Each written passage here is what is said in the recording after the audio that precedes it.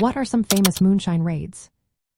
If you have ever wondered about the real-life events that inspired the thrilling chase scenes in crime films, you are in for a treat. Today, we are diving into some famous moonshine raids that took place during the Prohibition era. These raids were not just cinematic moments, they were significant events that shaped communities across America. First, let's clarify what moonshine is. It refers to illegally distilled alcohol, often produced in homemade stills hidden away in remote areas.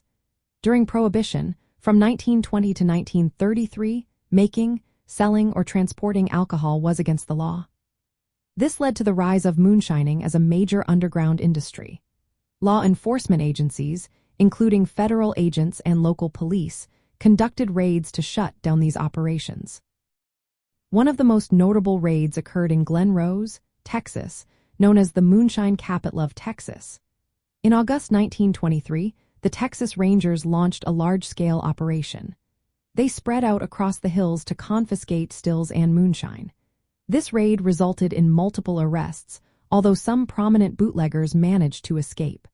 The scale of this operation highlighted the community's involvement in moonshining. Another significant raid took place in Franklin County, Virginia, often referred to as the Moonshine capital of the world. Here, law enforcement relied on informants, sometimes rival bootleggers, to provide tips about still locations. Agents would monitor properties, waiting for the right moment to strike. When they raided, they would destroy stills using axes or even dynamite. These operations were frequent and could be dangerous, but violence was not common. The image of agents chasing moonshiners through the woods became a popular theme in crime films.